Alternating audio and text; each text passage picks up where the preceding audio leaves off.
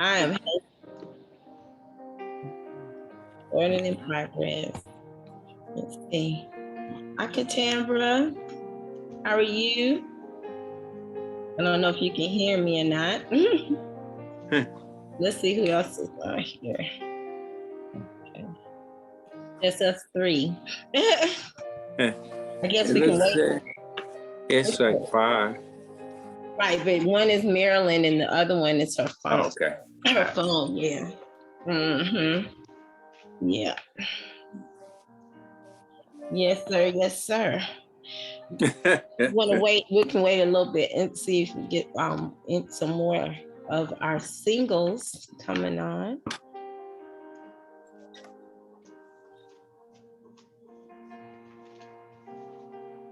So how was your day? Oh, it was very busy. All right. It was. How was your day? Oh yeah, I had moments. It was pretty big. I just got in, matter of fact, but it's all good. You just walked in the door. Not too long ago. Oh my goodness. Oh yeah, wow. It's good. It's good. It is. I haven't been.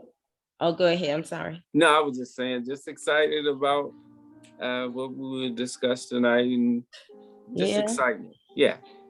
I guess I'm excited too. I'm like, okay, Lord, what we gonna discuss tonight? What are we gonna discuss tonight? But I know He's gonna lead us in a good discussion. I have a topic, but I don't know if you all have already discussed it before. But we'll just see how that goes. Yeah. We'll flow with it. Just flow. I love just flow with it. We'll flow with it. Flow. And thank you for my birthday message. I appreciate it. You're in Maryland. Yes. That's a blessing in itself. Yes. It was a blessing just to be here in the land of the living. I'm serious about it. I'm so serious about it.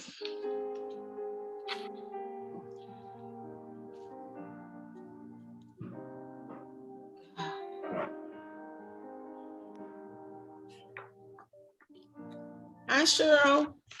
Good evening. How are you? Good. How are you? Hi, Joe. Hello. How are you? Good. I'm good, everybody. Hey, Marilyn. Thank you for joining us tonight. Oh, you're very welcome. It's been a pleasure. While we're waiting for everybody to come on, I was thinking about, this meeting every week and how, as a single person, there's just some things about this journey that you just can't talk to everybody about. Yes. Yeah, that's so true. That is so true. Right? Because, I receive advice, married people, bless their heart, but sometimes they can't. Yes. I just want to let you know that the recording has started. So I just want you to know that, okay? Okay. Yeah, I didn't know. I mean, you can continue, but I just wanted you to know that the recording has started. Oh, okay. Thank you. I appreciate it. No, I just wanted to say that there's just some places that you just can't share your journey with, and that people don't understand because, they're either, of course, not single, or they're not in the place where you are in, your singleness, the maturity, the spiritual place. And it is just like such a blessing to have a space where wherever you are on that journey, there are people that understand you, want the best for you.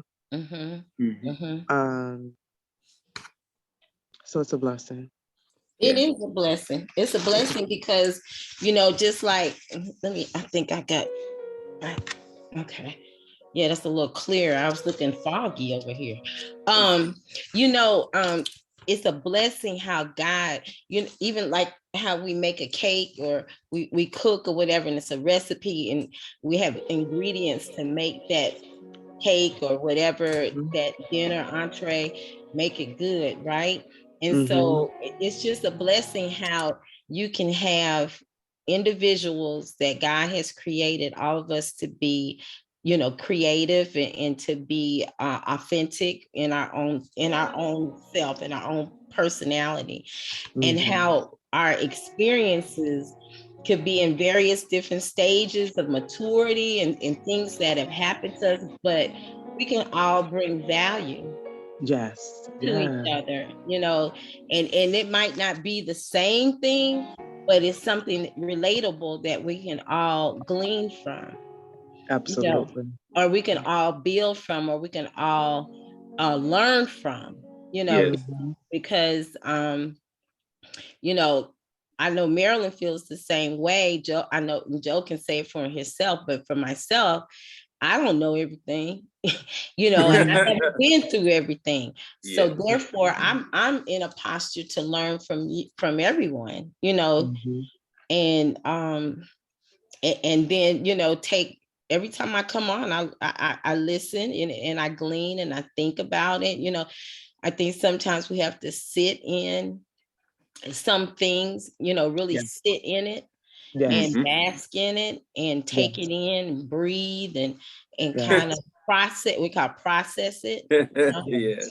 And so I think when we give ourselves time to do that, I think we make better decisions.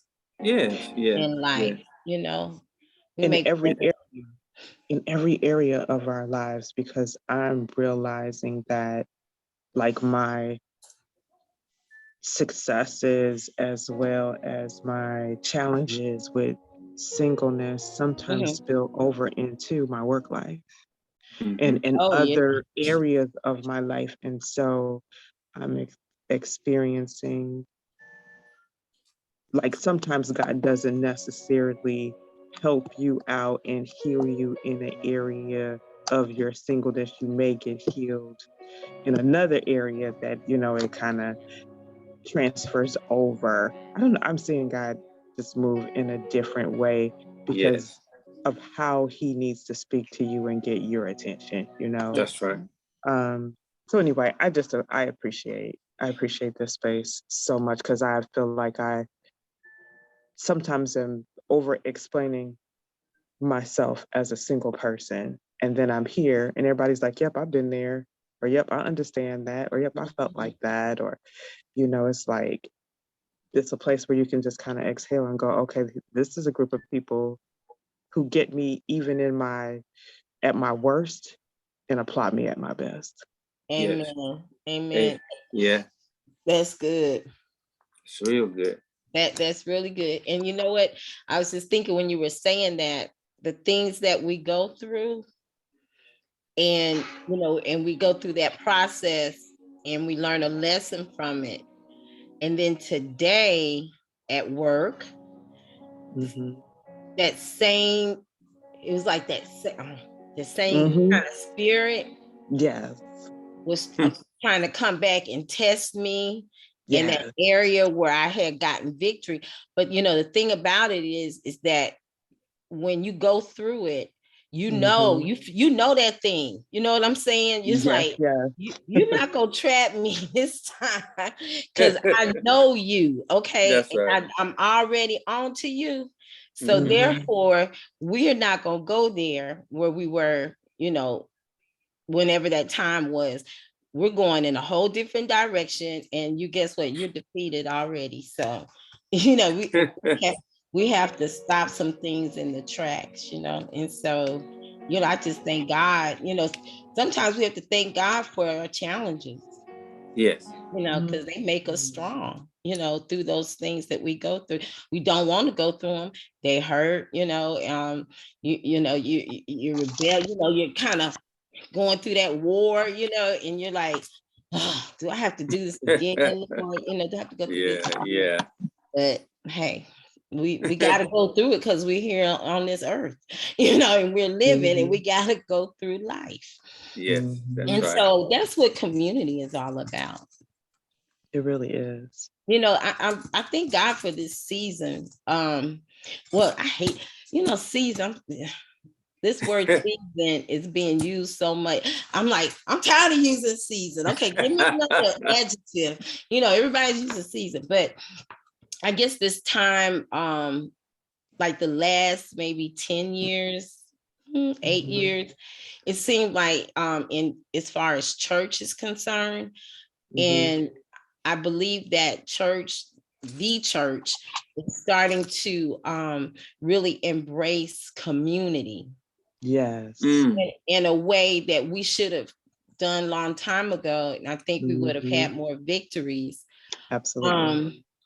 And the church is not afraid of community, because I believe, you know, leaders, some churches, structures or denominations or whatever, I think they were afraid of community to the point where they might feel someone is trying to take over, or they might have been a little cautious on someone who might be swaying their congregates in another direction, you know, just all that kind of stuff, right? Yeah. And it's not about that, you know, it's not about that. And so now community is like the foundation, building community and having groups where I guess fellow sisters and brothers that are going through a certain season, here we go again, certain time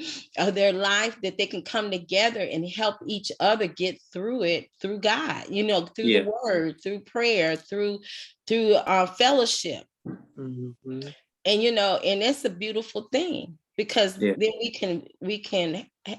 we can give, iron sharpens iron, give and take. We can, you know, exchange our information and what experiences we've had in life, and be able to build on that.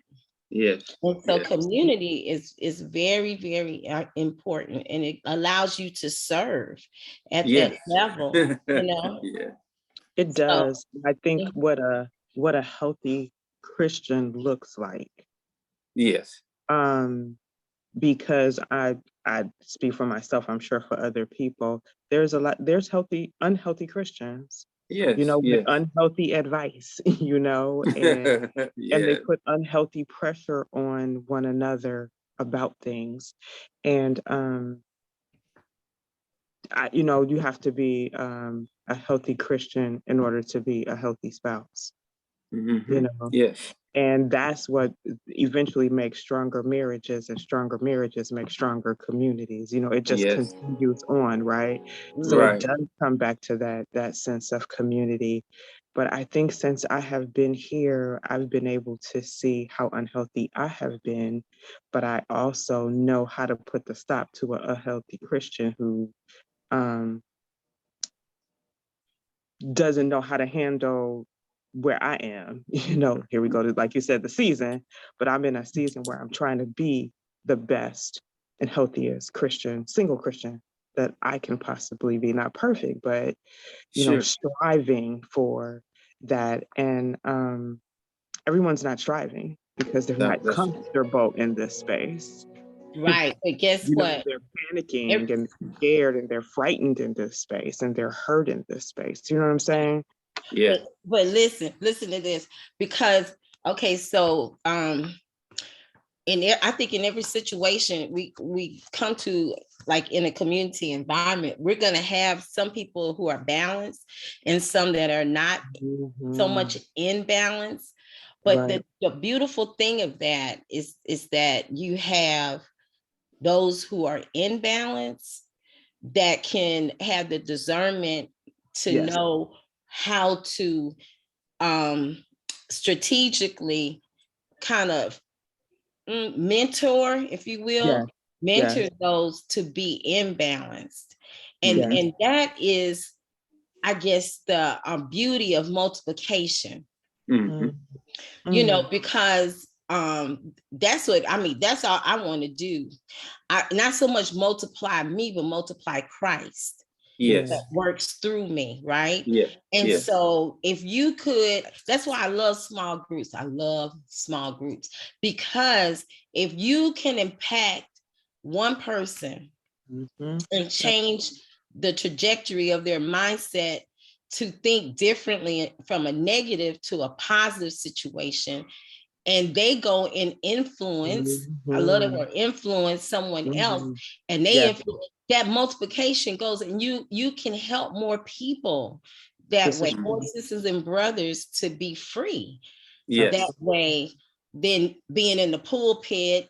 You know, I'm not saying anything wrong with the pulpit. You know, I get what you're saying. need those who are called to the pulpit, but knowing if you're not called to the pulpit and you're working through your process or with God of what your assignment is, you can minister. You can minister to people and be effective to your brothers and sisters in Christ or those who are not in Christ, and minister just as effectively and be used, you know, and be productive in that. And that's what God wants, you know. I agree. And marketplace, you know, in the marketplace too. Yes. A lot of people are not going to hit the church. They're not going to hit the church doors. So that's right. You know, he has us out there. But you know, first of all, since we have at least 8 on the line tonight, I would like to welcome everyone. Thank you so much for coming on tonight. If you all weren't here, we couldn't do it. So thank God for you all being here, and we hope you all had a wonderful day today. And if it wasn't so wonderful, hopefully tonight when we end our conversation, you will have a better outlook for tonight before you go lay down, and tomorrow you'll have a better start for tomorrow. And Marilyn is out tonight, so I volunteered to facilitate the conversation. And so I'm looking forward to our conversation tonight. I'm just going to be honest. I don't know how God is going to lead us. We're just going to flow like Mr. Joe said. So I'm going to turn it over to Mr. Joe so he can give us whatever is on his heart tonight, and start in prayer, and then we'll just go from there. All right. Heavenly Father, well, first of all, we'll bow our heads, please. Heavenly Father, we come with optimism. I think that's a beautiful word. And we come here in a place. We come in a place where we know that prayer is the key to enduring any crisis. We understand our dependency on you. And without you, that cannot be us. So we come here to undergird each other. We come here to speak our hearts. We come here, some at one level, some at another, but it doesn't matter. We come here for the goal and the journey, which is the same. It's basically for us to be ambassadors for the kingdom in the earthly realm. We don't know it all. We know who knows it all. And we come to undergird you. We come to be more loving. We remove the fears in front of our hearts and allow you to come in and dwell where you already dwell, but to a greater degree. So these and other blessings we ask in our Son Jesus' name, amen. Amen. Amen. So Mr. Joe, tell us what's going on. You know, life is going on, and we're going to go with life. I have a couple of things that I want to pose, and it's for all, including myself. I thought about this. Let's consider this. You know, it's hard to tell people what to do. Let's do it another way. Let's consider this for us all. There's nothing to do, just be. Thoughts are mental energy. They are the currency that you have to attract what you want to be. Number 3, do I live in a victim consciousness or a victory consciousness?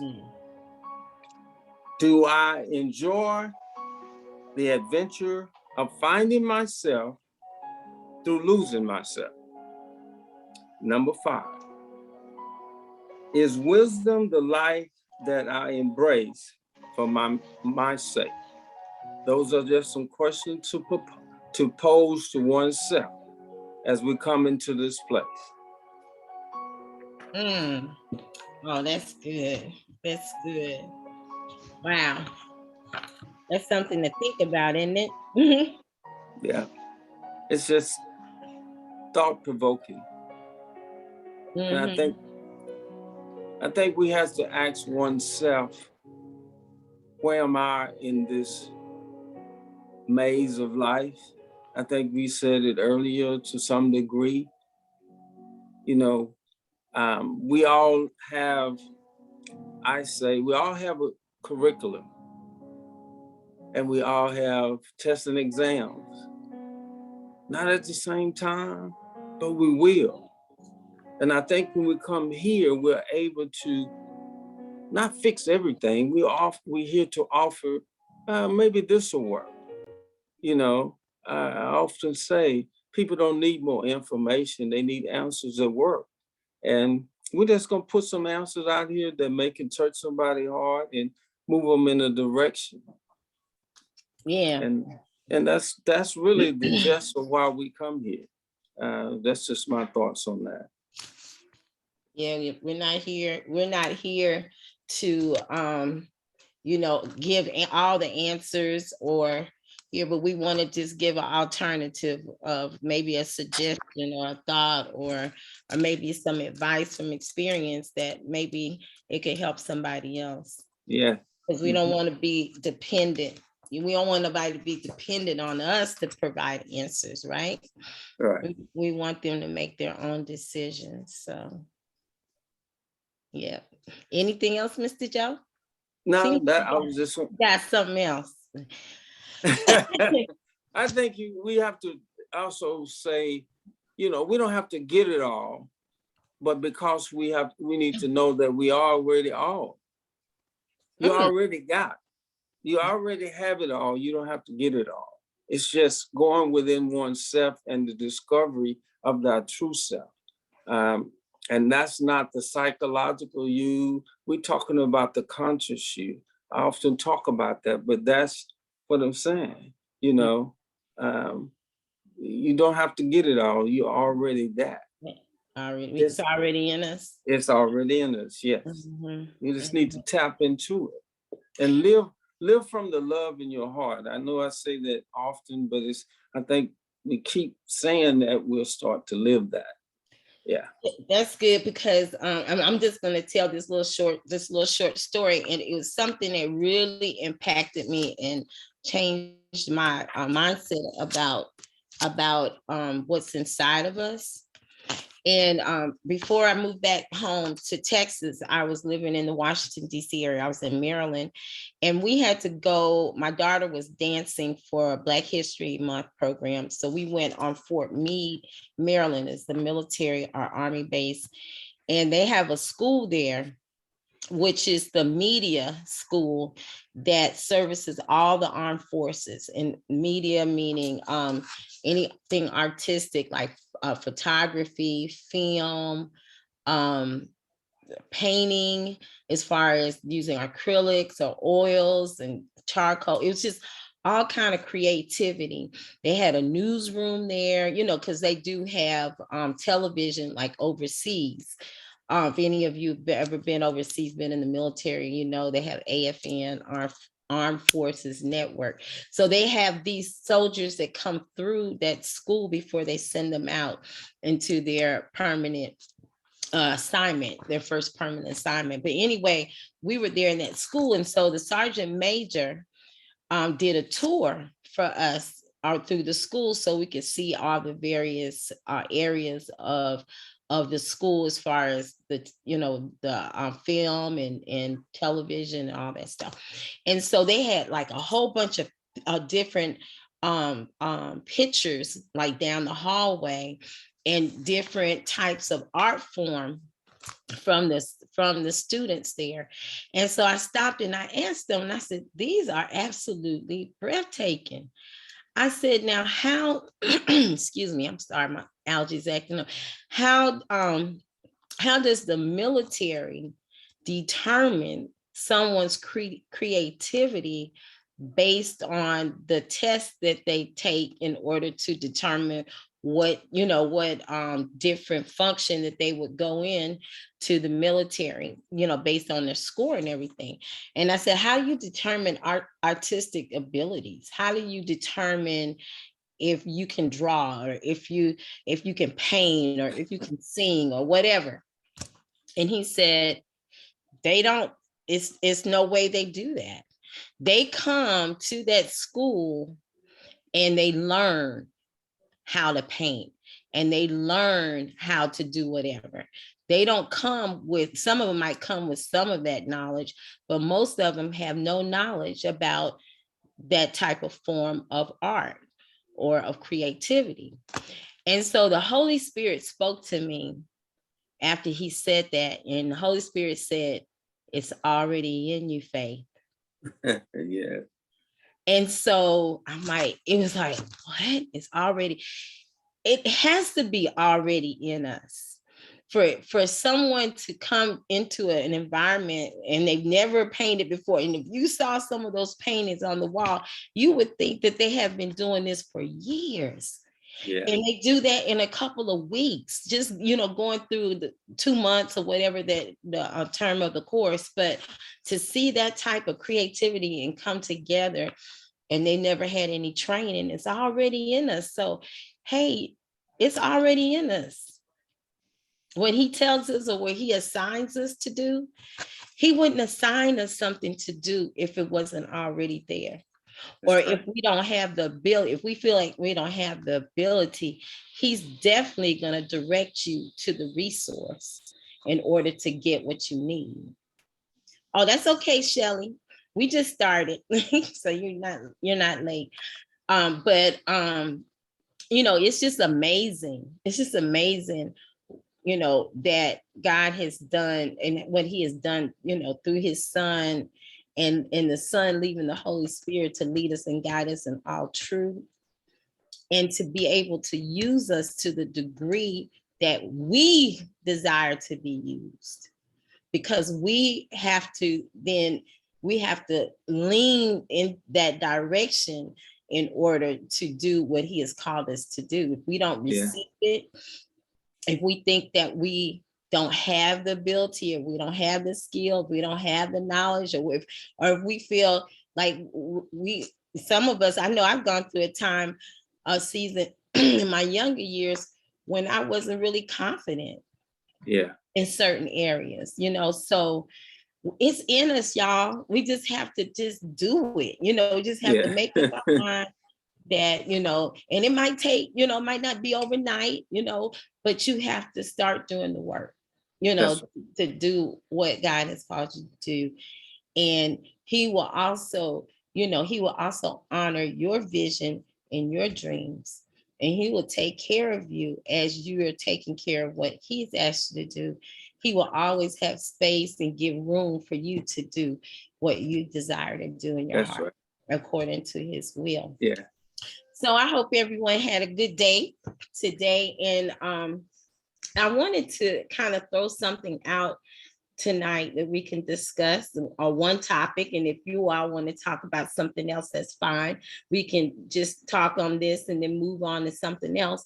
But with our new beginning, since we are in January, and my gosh, today is 27th of January. We're almost in month 2 of 2022. I mean, this month flew by. It flew by so fast. And so, we're still trying to, I could say me, I'm still trying to feel this out, this new year, and the expectation is in the air, and just trying to walk very carefully as far as the direction, and where he want me to go, or want my family to go, or whatever. And wanting to make those decisions and make the right decisions without any doubts or any despair that we're going in the wrong direction. One area that I don't know if you all have ever spoken about, and if you have, we can just collaborate on it for a little while. And I want to talk a little bit about self-love. And Mr. Joe, or anybody, have you all talked about self-love before? And when in one of those sessions? Yeah, we have, but you know, again, some things you have to still bring back to the forefront because again, I don't think self-love ever stops. So That's I true. think it's nothing I think we can discuss here. It may have a new twist. So bring it on. That's what I say. I say bring it on. Okay, bring it on. Okay. Bring it on. Okay. Okay, so Hey, Shelly. Hey. hey. So look, I know that some of us might not feel comfortable about putting your video on, but you know, it would be nice to see some faces tonight and open up your mics and so we can really talk. I really would like for us to talk. And I know I'm a little tired of the camera because I'm on Zoom all day long, at least 5 to 6 meetings all day. So I've seen myself enough all day. Let's see some new faces.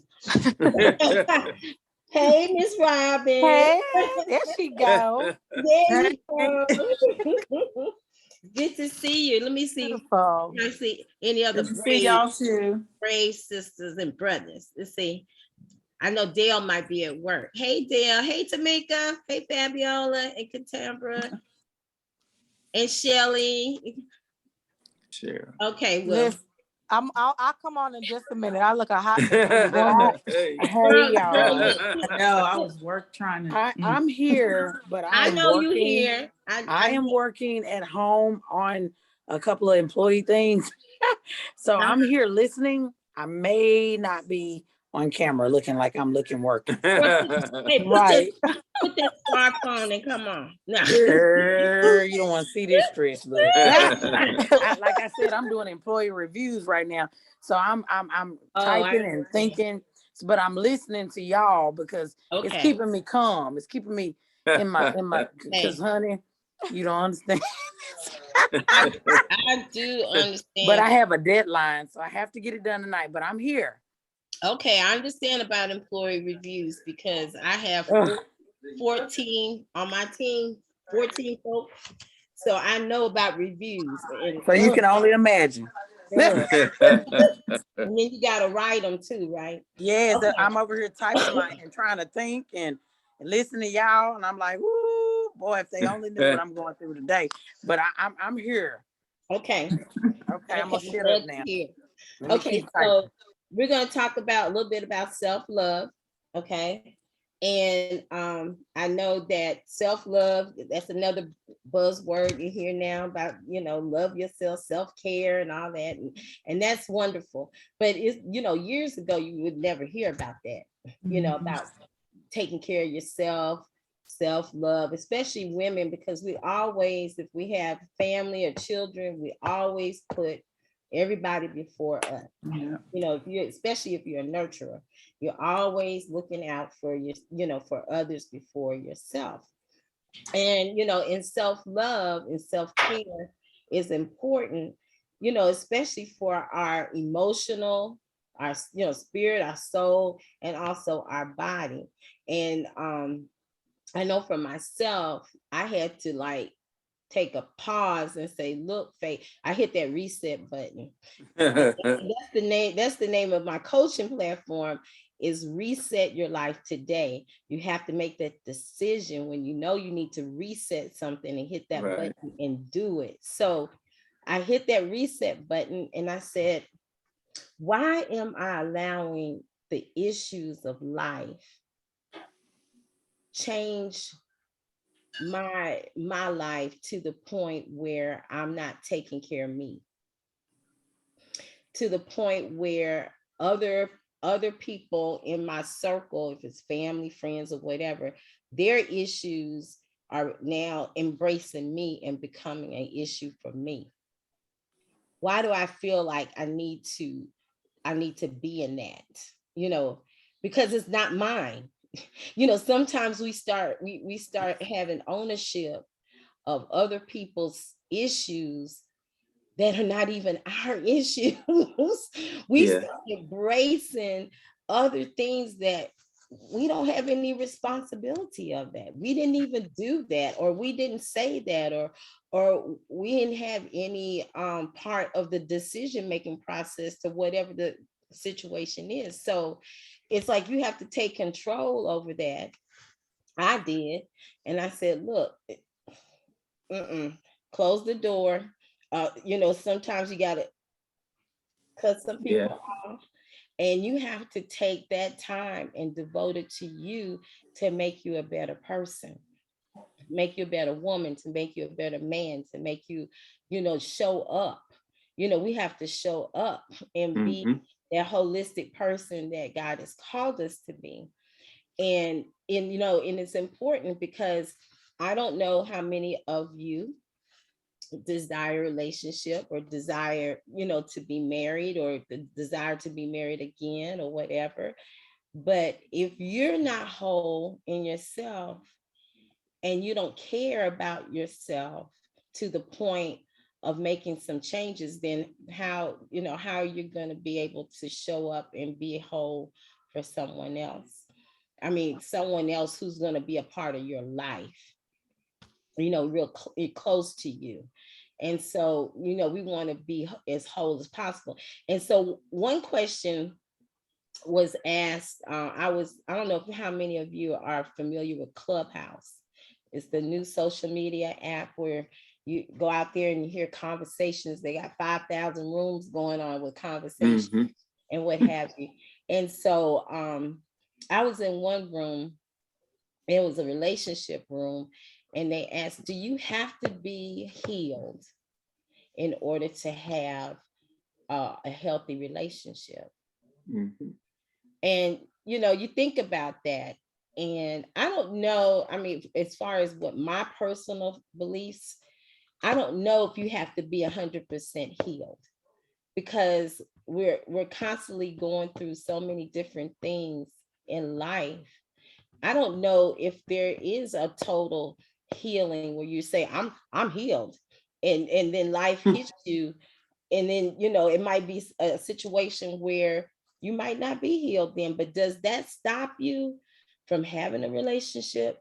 Do you feel that you have to be healed 100% before or that man walks in your life, or that woman walks in your life? Mr. Joe, I think you are only brother on this call tonight. So do you all feel that you have to be healed 100% before that happens? I just wanted to hear your thoughts on that. Anyone? Yeah. Oh, so I kind of agree with you, Faith, that I mean, we're never going to be 100% healed, but I think we can be in the place. 'Cause you know what else? I believe that God sometimes uses other people to further our healing. And so, not saying that the man that God brings into our lives would, or my life would be the healer, because only Jesus can do that. But I believe God can, through the love that they express toward me, for instance, I believe that would usher in a greater healing. That's, my perspective. I don't, that 100%. Right. We're not going to see that till we get to glory. Right. Right. It's true. But I think that sometimes, and I've heard other women say, I think it hangs them up to a degree where they think that they have to be this total 360 woman, everything in place, everything perfect before they can embrace a relationship or embrace whatever that might be. But I think that evolves. Yes. You're constantly changing and you're constantly evolving, yes, into that. So you're never, sometimes we shortchange ourselves because we feel like we're not at that place where we can bring value, or we can bring something that someone else could glean from or whatever. I think we kind of shortchange ourselves because we feel like we're not capable, of that. And so, I think that we need to, I guess, what I used to say, Joe, when we were on crucial conversations, to give yourself, I can't remember what I said before, but I used to say, like, give yourself a break. Yeah. Give yourself a break. Yeah. Yeah. And just, keep growing. Yes. Don't stop growing. Yes. Keep moving, moving towards your goals, keep moving to where you are going in the right direction. And even on that journey, sometimes we might get a detour. Yes. And that detour might not be something negative. It might be a detour to get you to your blessing where you're supposed to be. You might need to turn. Go on, Joe. No, well, I'm just listening to what you're saying. Faith is this, and I think when we say give ourselves a break, first of all, we'll never be perfect because we are inherently imperfect. Because we're born in sin, so understand God is not looking for perfection. He's looking for progression. Progression, improving in that. And and I think, first of all, pain is inevitable. But the thing that we don't have to do is suffer. We're gonna have pain. And even sometimes God uses pain to gauge and inspect me. Because you say, when you have a different mindset, you don't say, why me, Lord? Or go into that victim mentality with a victim story all the time. Right. You get to say, God, my Heavenly Father, what are you trying to teach me through this process? That's a whole different mindset. And that growth comes from the fact of accepting. We have to get to that place. And enlightenment says it's the gradual acceptance of what is happening, not the way we want it to be. And we have to deal with what's going on in each and every one of us at a different place in our lives. And you can run or you can face it. Right. Facing it. If you start running, you'll be running like Forrest Gump the rest of your life. So you don't want that. You have to face those things and ask God through prayer to help me with this. And that's what you got to do to grow. Go ahead, Faye. Okay, so I have this book that I bought. I buy a lot of books. Now, do I read them all? I believe when I see a book, I buy it. And then when the time comes, I pull it off the shelf. When I'm going through something or whatever, I have that resource right there and I pull it. And I got this book, and I'm just going to show you. It's backwards. It's called Self-Love Workbook for Women. Okay. And it has release self-doubt, build self-compassion, and embrace who you are. Because sometimes we have to give ourselves compassion. That's what I'm saying. Give ourselves a break. Give compassion for ourselves, right? So I hope, do you all have a piece of paper and a pen? Can y'all get a piece of paper and a pen out? Because we're going to do a little exercise here. All right. Out of the work. You too, Joe. Because these questions just don't apply. It can apply to anybody. It doesn't, just not women. Okay. So I'm just gonna read this little paragraph before we start our little assessment, so you all can get your pen and your paper, and you're just gonna write down numbers. And after we go through these different questions, then you're gonna add up the numbers, and then we're gonna talk about what ranges everybody is. It's called a self-assessment. Where are you in your self-love journey? So I want us to know where we are on our journey, to give us some guidelines of where we might be. We might be good.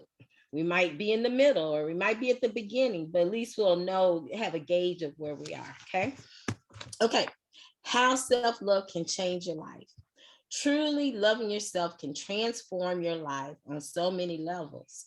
Imagine just for a moment what life would feel like if fueled from the inside rather than by external measurements of success based on societal standards or others' expectations. The energy that can come from self-love will propel you into becoming the best version of yourself. Mm-hmm. No longer trapped in the pursuit of hopelessness, relationships, emotionally unavailable partners, people pleasing, self-doubt, jealousy, envy, or destructive behaviors. When self-worth grows from within, love blossoms and spreads into the outside world, making relationships more enriched and authentic. With self-love, you become free to make mistakes and still move about in the world all the time, learning and growing. Okay, so that's just a little introduction about how self-love can change our lives, right? Right. Okay, so what we're gonna do, we're gonna see where we are on our journey. And what we're gonna do is rate these statements that I'm gonna read on a scale from 0 to 5. And then when we're finished, we're gonna add them up and get a total score. And then we'll talk about what that score, like what that range is. Okay, 0 means never. Okay, 1 means rarely. 2 means sometimes. I'm just giving you what these values mean. And then we're gonna, you can rate these questions. 3 means frequently.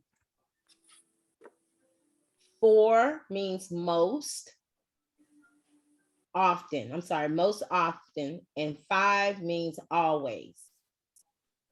Okay, again, 0 means never. 1 means rarely. 2 means sometimes. 3 means frequently. 4 means most often. And 5 means always. Okay, so does everybody have their paper and pencil? Mm-hmm. Okay, hopefully so. Okay, question number 1. Okay, I believe I am worthy and deserving of love. So rate it from 0 to 5.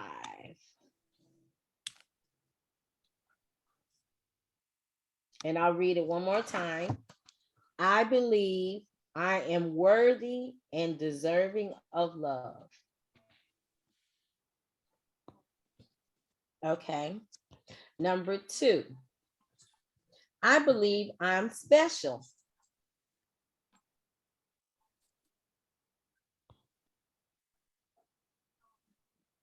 I believe I am special.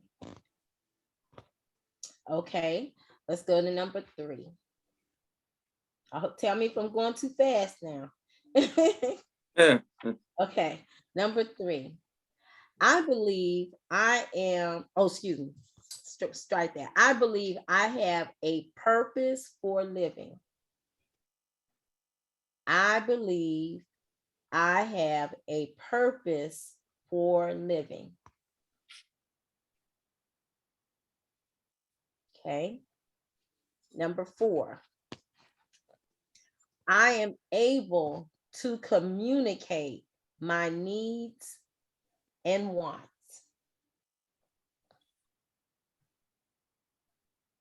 I am able to communicate my needs and wants. Okay, number 5. I am accepting and loving of my body just the way it looks. I am accepting and loving of my body just the way it looks. Okay, number 6. I do not need to be in a romantic relationship to feel whole.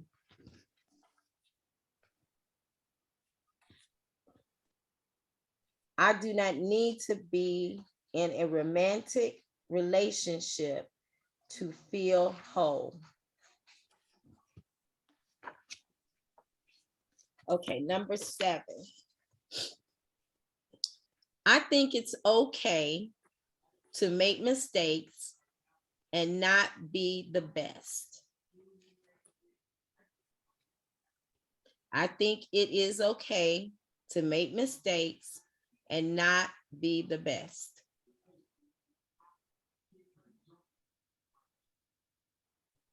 Okay, number 8. My feelings matter as much as everyone else's. My feelings matter as much as everyone else's.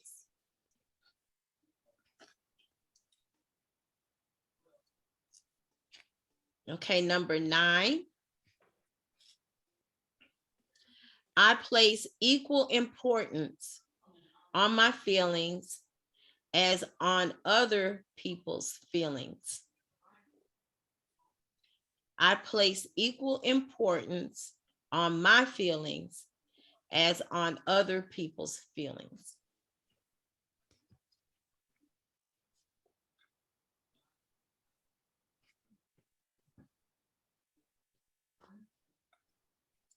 Okay, and the last one, number 10, is I deserve good things in my life. Number 10 is I deserve good things in my life.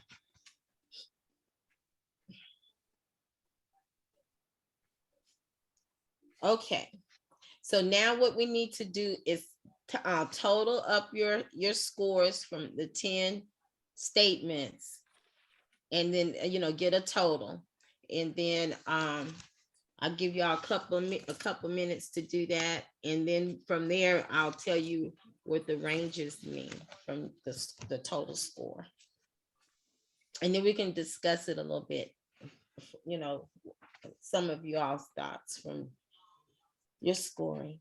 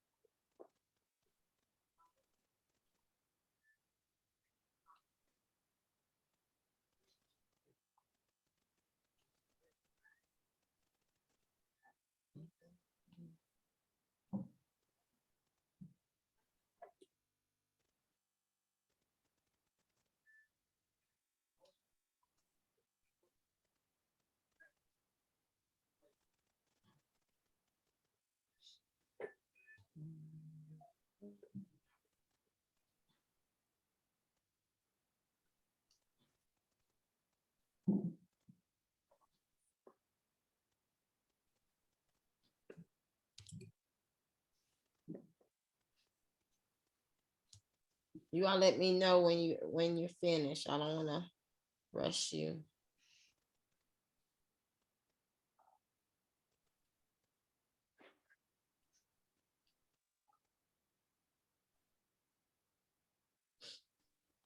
I'm done.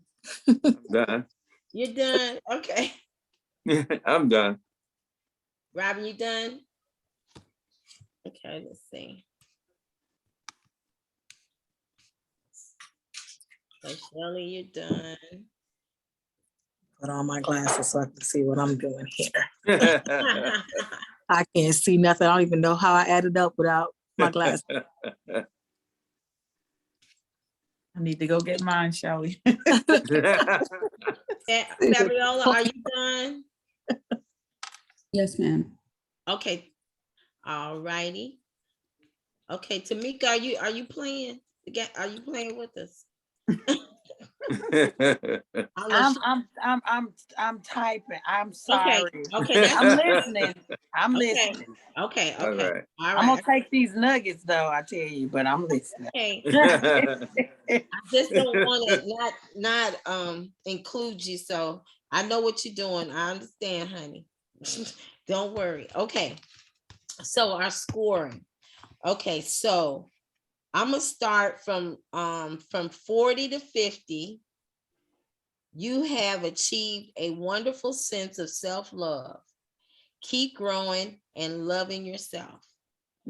Okay. If you're from the range between 30 and 40, you're on your way. Keep taking the time to remember you are special and important. From 20 to 30, there are times you feel worthy and other times you struggle.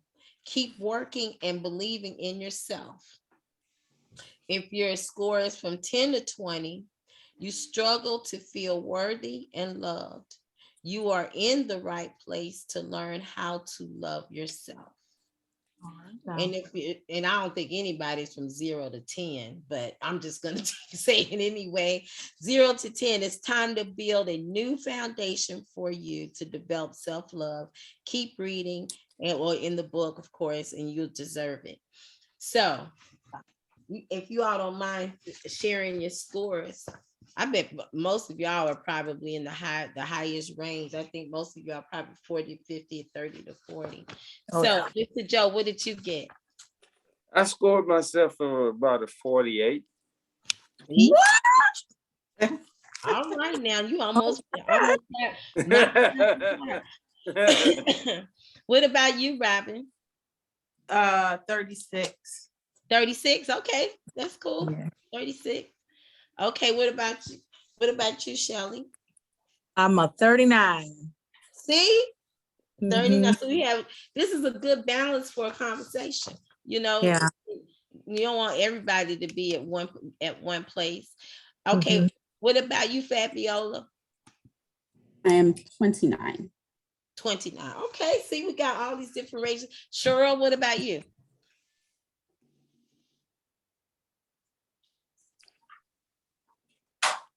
Cheryl, you there? Hey, Cheryl. Cheryl. Or maybe she stepped away for a second. Yeah. Okay, so and maybe she didn't participate. That's cool. Okay, so okay, Shelly, tell me how do you feel about your score? It makes sense. I mean, I definitely have some work to do, but I feel like I'm on the right path, you know. Yeah, I think it's good to see the numbers, like see where you are and kind of see, you know, what needs work to be done. So I'm a work in progress. This is all that tells me that I'm still pushing. I'm still pushing. I don't care if you got 50, you still working. You know what I mean? We're all right. If I don't care. Yeah. So let me ask you a question, Shelly. What question was your toughest one to answer? The body question, for sure. The body question. Because I'm definitely. Well, I didn't do it yet, but when I read that, I said, "Oh, that's mine right there." Yeah, that's what brought my score down right there. Yeah, just right there. Everything else, like I'm good, you know. But the body thing, okay. You know, everyone, you know, if they haven't heard my story before, you know, 2 years ago I had a total hysterectomy. So for me, I don't know who this body is. I don't know what had happened. I'm still trying to figure that out, the hormones and all that good stuff. So for me, it's definitely still the body. Okay. Yeah, I had a hysterectomy in 2005. Yeah, in 2005. And so they put me on, you know, hormones. It was something called ester test. And so it's testosterone and estrogen together. That's what I have. They finally put me on that now. I'm on it now. Okay. But let me tell you, don't do it. The doctor said, you need to, because I'm like, oh, I hate taking pills. I said, do I have to take this? And he said, honey, you are just too pretty to grow old fast. Exactly. And he said, if I didn't take those hormones, that the aging process was going to set in. Yeah. And that's what was happening, Faith. For 1 year, I took myself off of the hormone therapy because it was making me gain weight. So I took myself off. And then when I went to see my doctor, she was like, ma'am, you're gonna look like, you 60, 70, and your body's gonna reflect it. And I started feeling my aching back, my feet, like everything was changing. So now they have me on a compound cream that mixes the testosterone, because I'm not a pill taker. I can't do popping pills and all that stuff. So now I'm on a cream, and I'm telling you, my hot flashes have reduced, my appetite. Yeah. So now I'm on a good regimen, I think. So I'm on a. You don't have to have them hot flashes. The night sweats and the hot flashes, they come and go, but they're better than they were before. I tell you that. I still had those hot flashes, but what I've done is I have the hormone therapy or replacement through the pellets. I don't know if you've ever heard of that.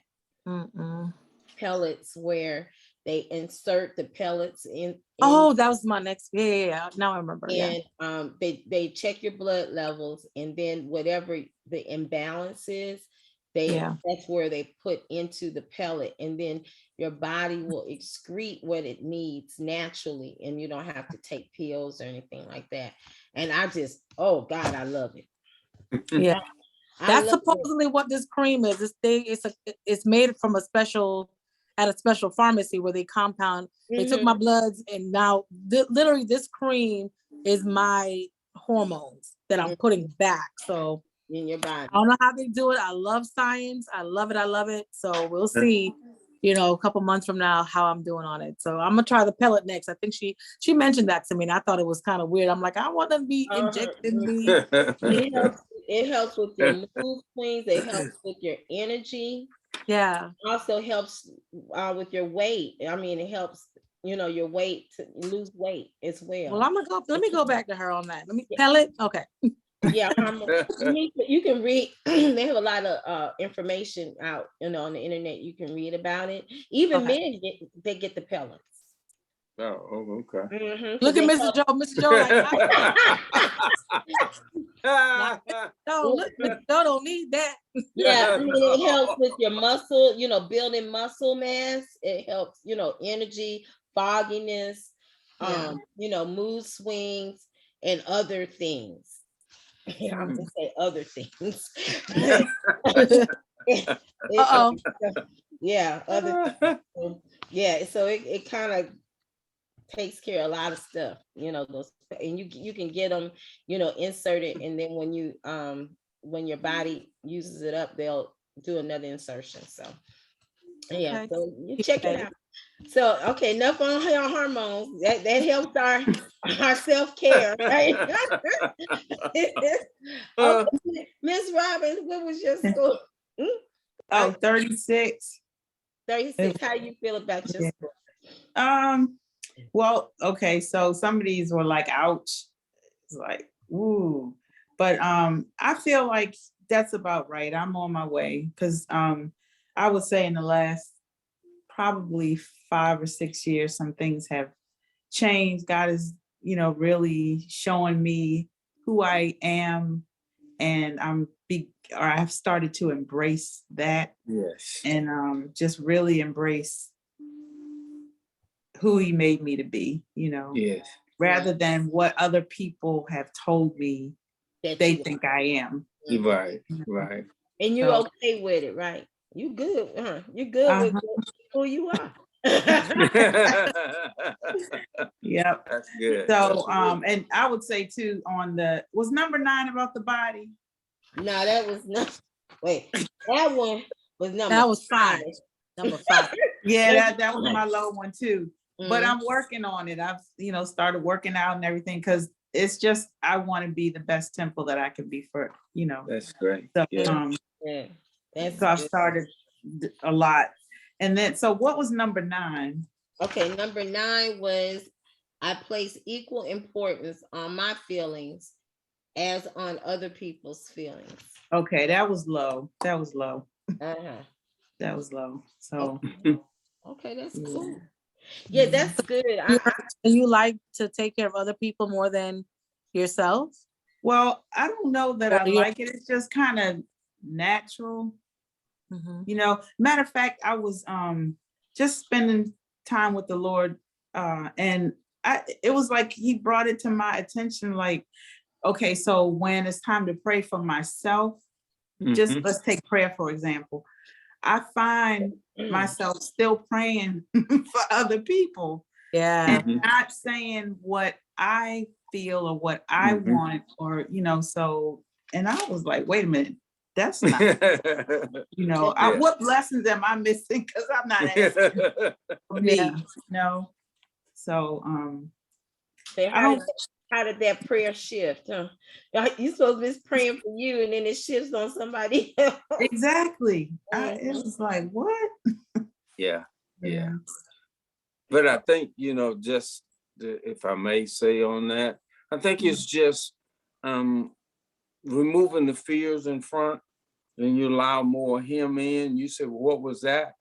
That's opening up yourself, removing the fears, and allow him to pour his love in you constantly. And I think spending the time, if I'm hearing you correctly, you're spending more time with him in the word and all of that.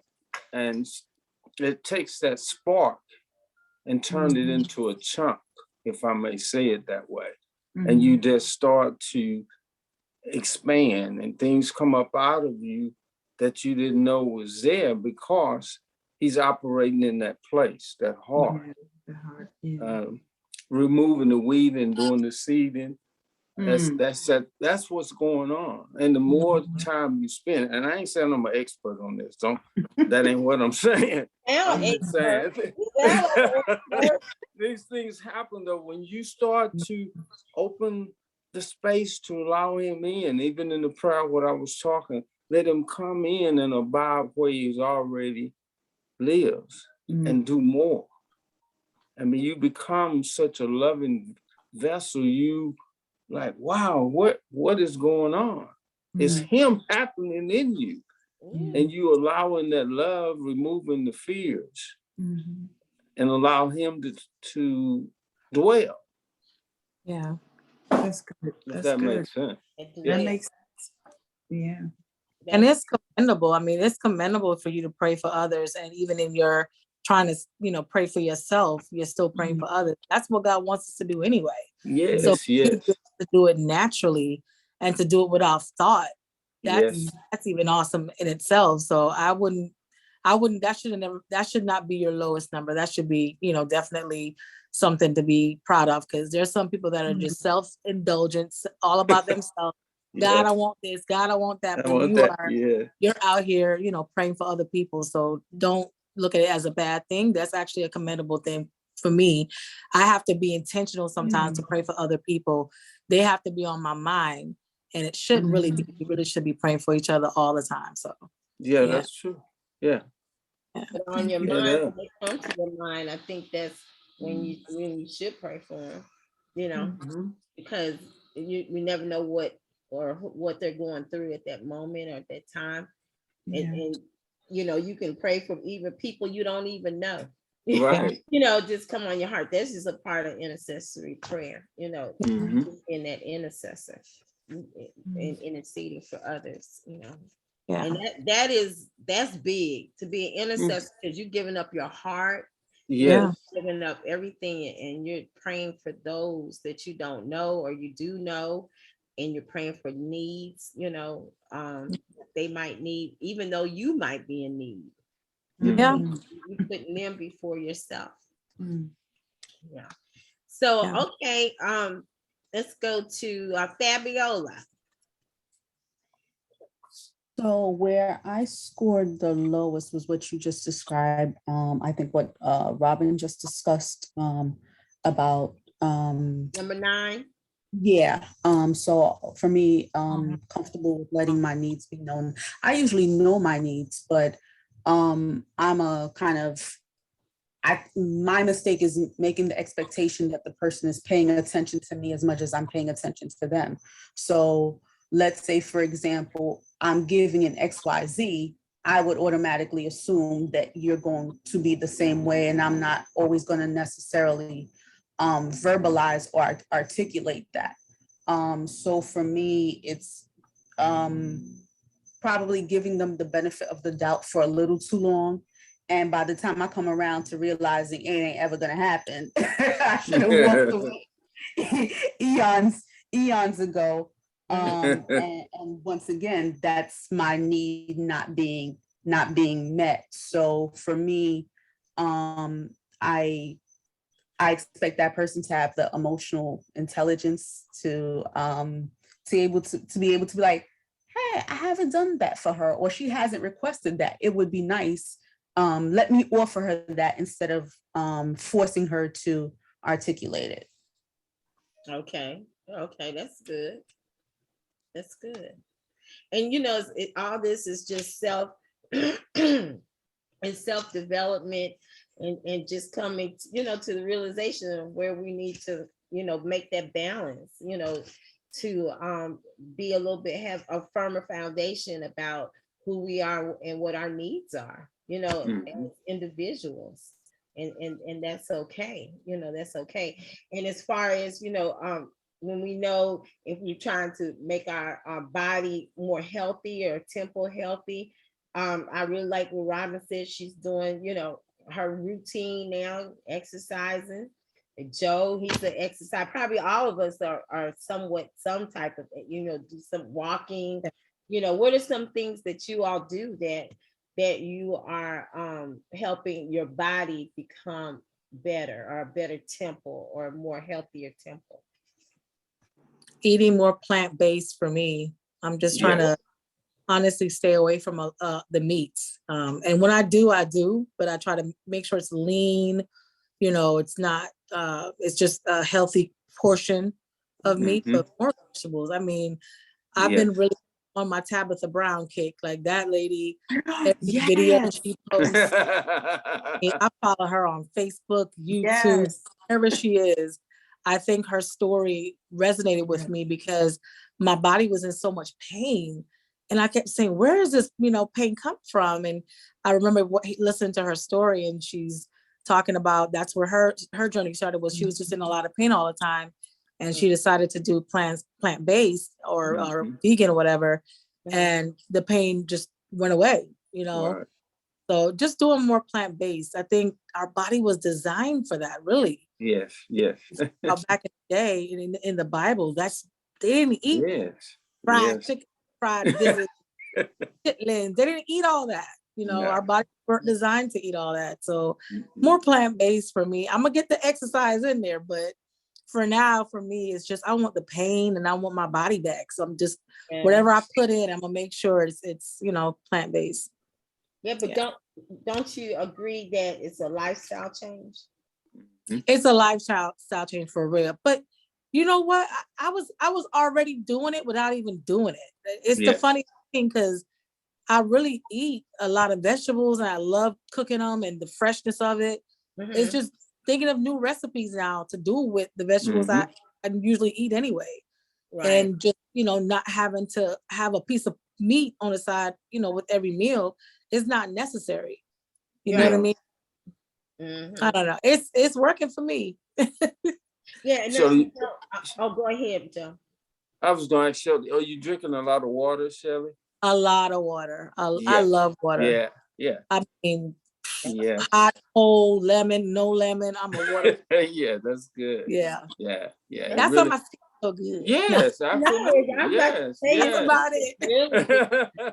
Your skin looks really. If I may say one more thing on that, Shelly, also when you think about this, and I ain't saying I'm an expert on it, but the thing is with vegetables, I mean, it's basically water. So it don't really put weight on you. No, it just kind of goes in and, you know, go where it needs to go. Go where it needs to go. It don't stay home long. Let me put it that way. It kind of flows. So all of that in itself, and just tweaking a little bit here and there, thinking about what you're thinking about. And after a while, again, the other stuff you used to do, you don't do it anymore.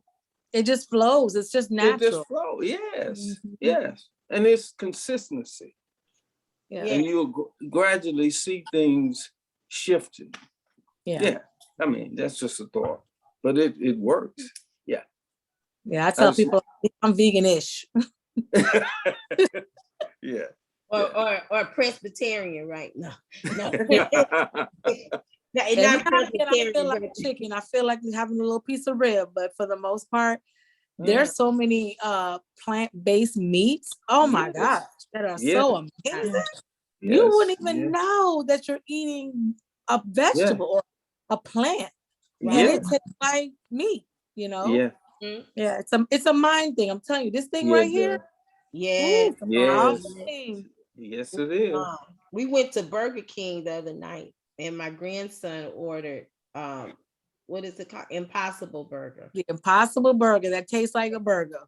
And he's 14. I'm like, you doing Impossible Burger? he said, Granny, those are good. I said, okay, get it. I mean, I wanted them to get it because that's healthy, but you know, for a teenager to want, you know, that, I thought that was like, okay, it must be really good.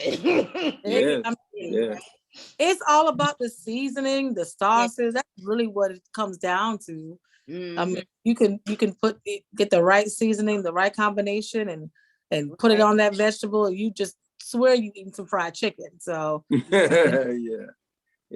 where I used to live in Huntsville, Alabama, and that's city that has a lot of Seventh-day Adventists there, and they have Oakwood University there, and there's a lot of eateries there, restaurants that center around that, you know, vegetarian eating. And one time I had some tofu.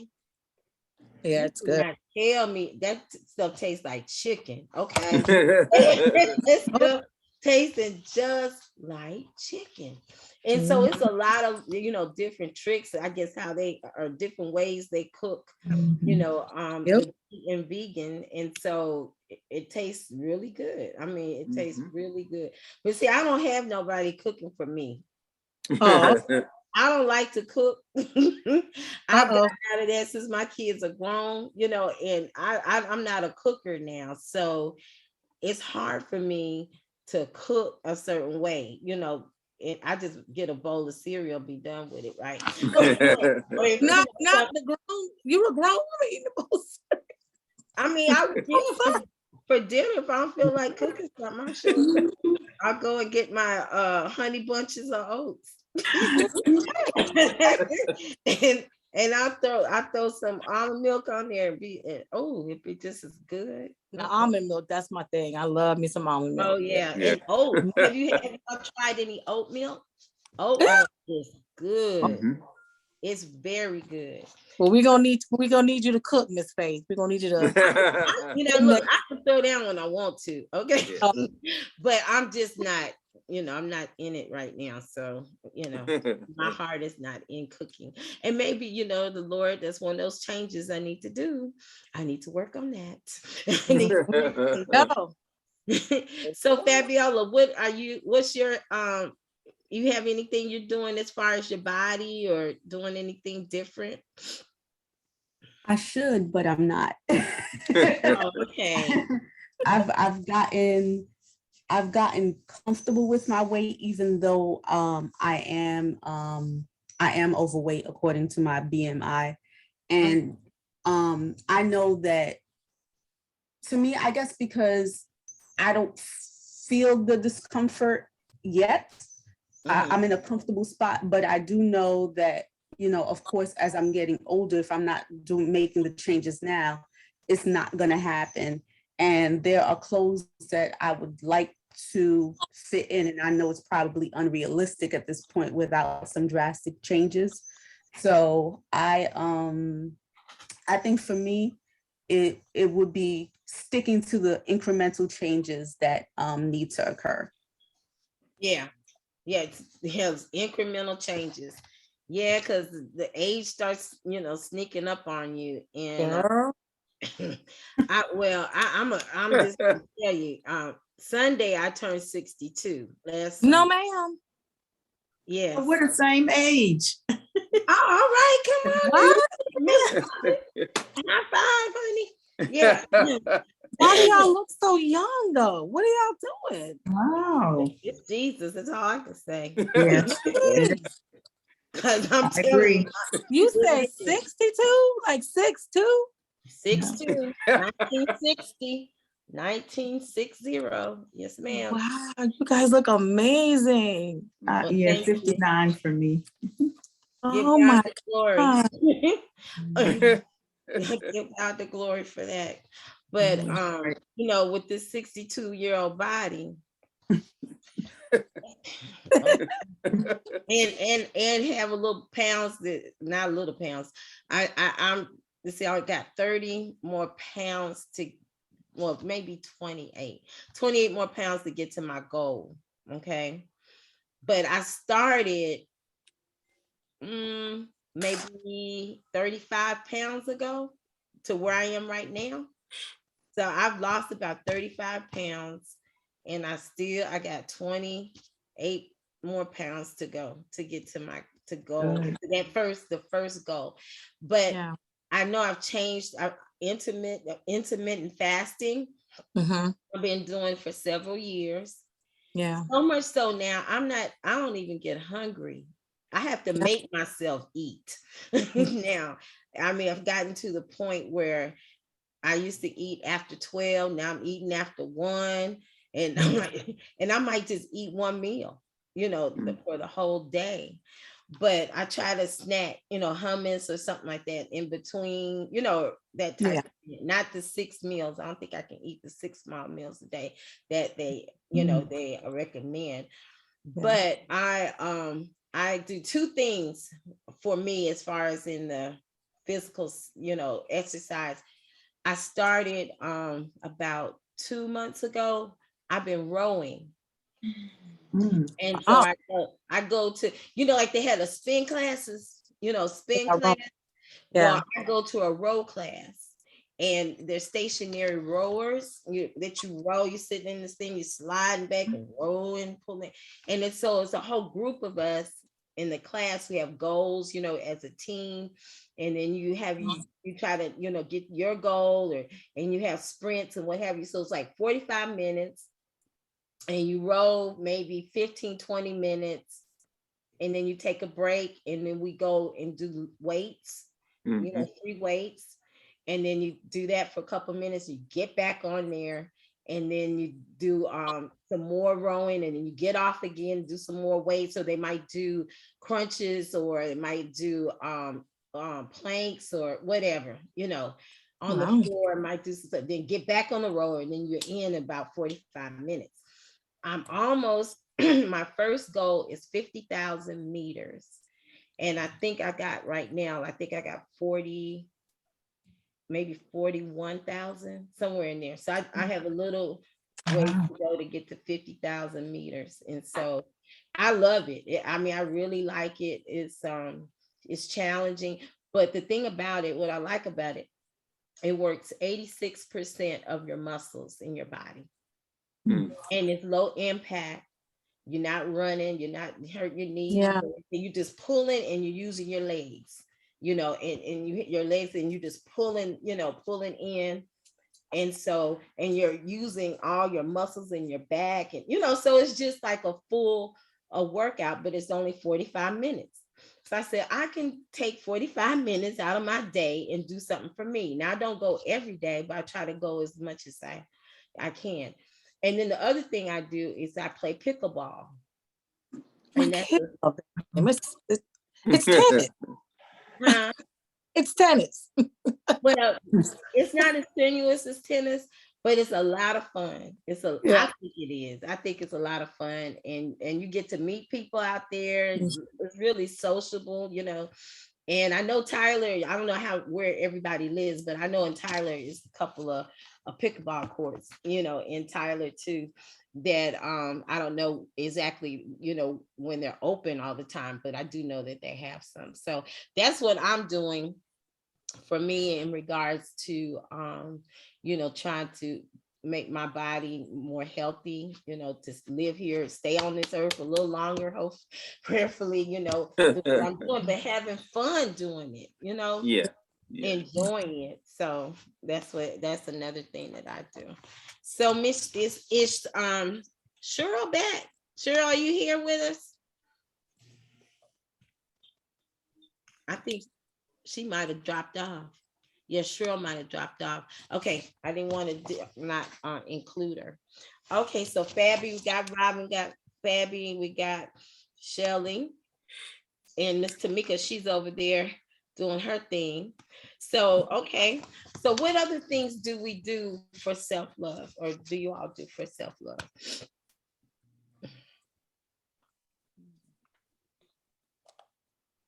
Do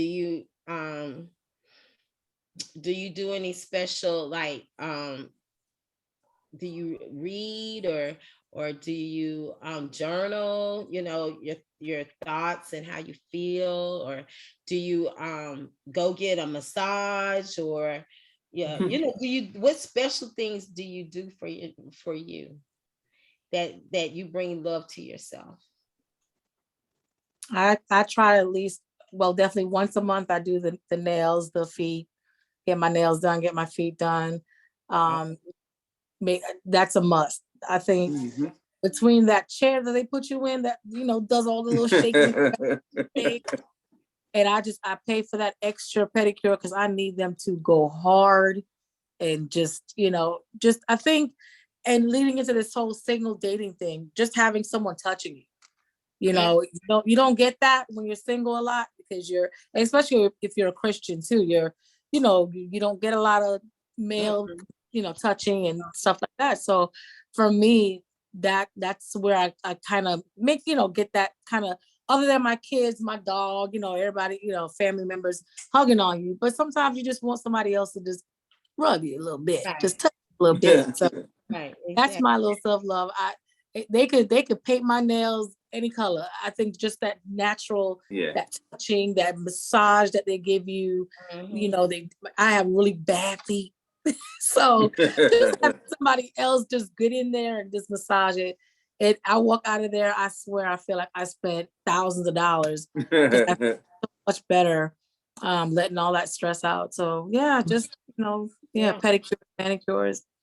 Yeah. But it's worth the investment, you know, for you. It is. Listen, it's a part of my bill. It's a bill. Yeah. Yeah, you put it in budget, right? Put it in budget. That's right.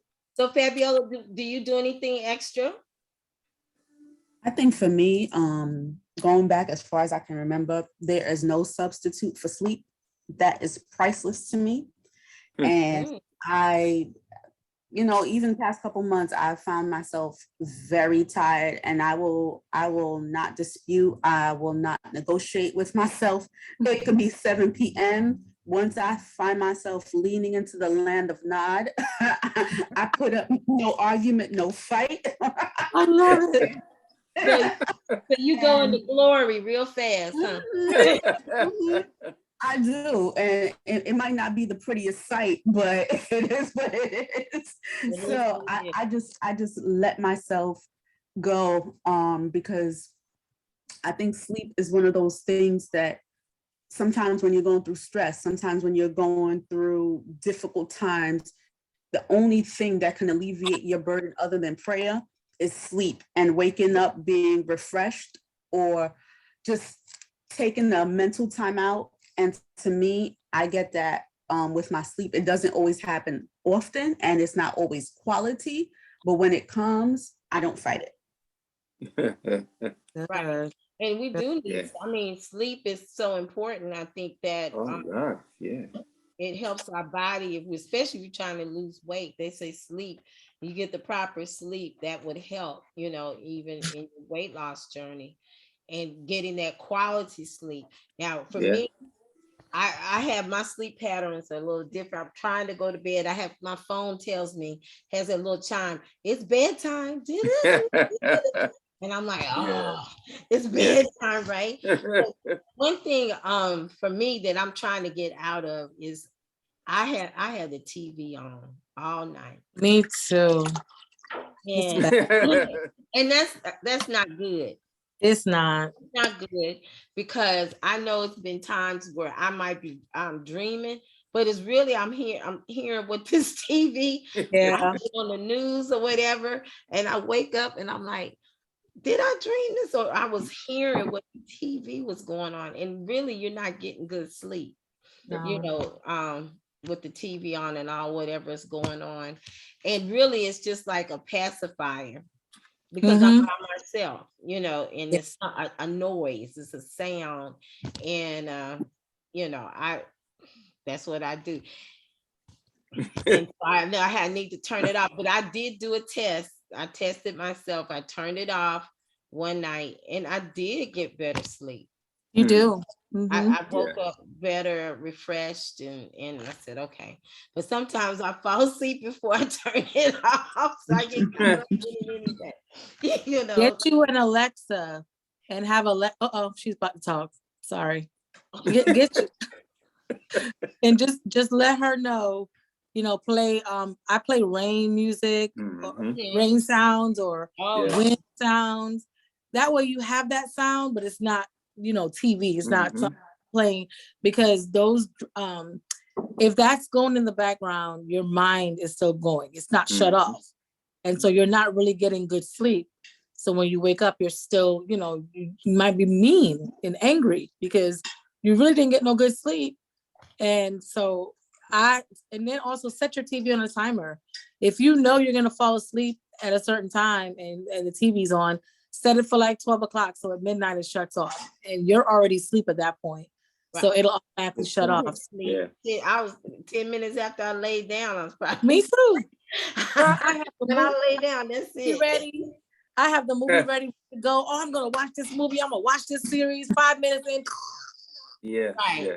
Right. I'm like this too. Yeah.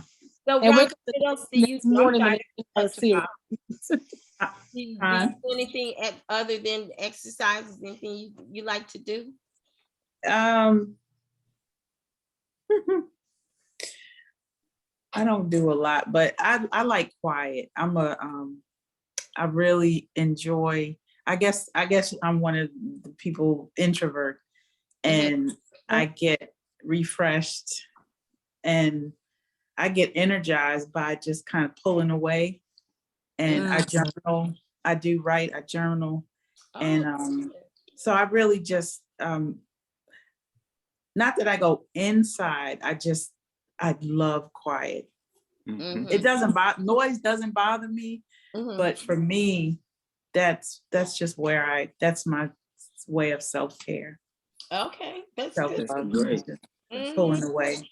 A lot of us probably need to be like you about a little percentage of it so we can really process, you know, without being distracted and without but sometimes I over process. Overthink. Yeah, I just know how to, you know. Well, you know, sometimes we need to shift a little bit. I mean, you're there. You might need to shift a little bit out of introvert, and some of us shift to a little bit. And I'm really trying. That's good. I'm really trying to, because in these I don't want to call them meetings, but in these gatherings, I guess, you know, listening to things like you can't just be in the house all the time, or you can't. That's a challenge for me to get out and not to get out, but you know, to go around people, and you know, I'm like, well, what can I do? What can I do? Because that doesn't come easy. So where, if you don't mind me asking, where do you live, Robin? I live in Maryland. Oh, really? Where? In Salisbury. I'm on the Eastern Shore. Oh, right. You know the area. Yeah. I used to live from Baltimore. Marlboro. Huh? Oh, okay. I moved here 15 years ago from Baltimore. So. Oh, okay. Cool. Wow. So I'm going to Maryland. I have to let you know so you can drive up to DC. I mean, up to the DC area, and we'll have lunch or something. Can I get you? That would be awesome. Yeah. That's what we're gonna make a date. We're gonna make a date on that. And I think we do need to make dates. And dates doesn't always have to be with opposite sex. You Yeah. know, for Saturday, my birthday weekend, well, last weekend, my daughter and my cousin and one of my past employees, we all went to brunch. And they have a place here in Plano outside of Dallas where they have brunch, and they also have live music. And so we went there, and it was from 12 to 3, and we just had a good time listening to the music, and it was just awesome. So you sometimes just need to do something different, you know, just get out, you know, and get together with whoever you can. If you can't find anybody, just do it yourself. You know, have an experience. So yeah, so it's good. That's self-care to me. Yes. I mean, to get out and do that, to feel alive, especially in this COVID environment. Oh yeah. I mean, you know, you take precautions, but guess what? We still got to live, right? Yeah. And we can't be so consumed that you think that you're chained to the house, or, you know, you're isolating yourself. Hey, you still living. And if, you know, as long as we living, we got to do something. We got to be there and show up and do something for us to know, hey, Faith, you alive. Come on, let's go. Let's do something, you know. And it doesn't always have to be in a crowd, you know. So we just have to use wisdom in what we do. So Famio, I know you sleep, you know, you like your sleep and stuff, but what else you do? I'm very similar to Robin in terms of that I enjoy. I'm not gonna say I prefer being by myself, but I enjoy being by myself. And the only difference is, contrary to her, I'm bothered by noise. So like background noises and like things that wouldn't irritate the average person would irritate me. And I guess it's because I've been used to being alone for such a long time. Like I get distracted by like large crowds or certain like loud noises. So I'm someone who I stay home as much as possible. I enjoy being a homebody. Now, make no mistake, I'm not a hermit or a recluse, but I don't feel the need to be out there rising in person. I could get that through what we're doing right now through Zoom. On a black screen. I agree. I hear you. I hear you too, because sometimes I throw on my music and I'll go in that living room and dance by myself. You know what I'm saying? So you know, you get it out. What about you, Joe? Come on now. Joe, what do you do? I know you're in the gym every day. So outside the gym, we already know you're a gym buff. Well, you know, I enjoy a lot of reading, you know, not just the Bible, but listening to philosophers. I listen to the spiritual teachers. And I know you come to the conclusion that no religion has a monopoly on a lot of things. I learned to, you know, listen to a lot of things and spread your horizon. Don't be so closed-minded and open yourself up to newness. You know, you can hear some things. It may be one thing out of something you hear that makes sense. If the other don't, it's okay. But at least I heard something. I heard another sound. And it's something new. It's always teach. When I learn, I teach and keep learning. Teach, but be a student a lifetime. So what does that mean? You know, I venture. I just don't stay in a one-track mind, or I either try to bring a universal God and put him in a tribe. No, you can't do that. You got a universal God, and we try to put him as a tribal God. Put them in our little pocket and, oh God, I'll use you but I don't see no best outside of this and you this and this, that, all of that. No, you have to spread your mind in different directions and realize that if you're teachable, you're reachable. You just got to, you got to be able to be taught. And and I think you have to come to that realization. If I'm shutting down, I'm not feeding myself. Even in the society we're in now, there is still a lot to learn. Young people learn, everybody can learn. And we can actually learn from each other. We come here and learn from each other. And that's the beauty of it, you know. But if I'm closed-minded and only tunnel vision, then I find nothing outside of that. I stay within that spectrum. And then I become just not wanting to venture to the right or left, and I don't learn anything. And I think for me, you know, I enjoy people. I mean, and I know I'm outgoing. I just know I'm not introverted. I'm an extroverted type person. But I also understand you have to be a listener. Listen to others.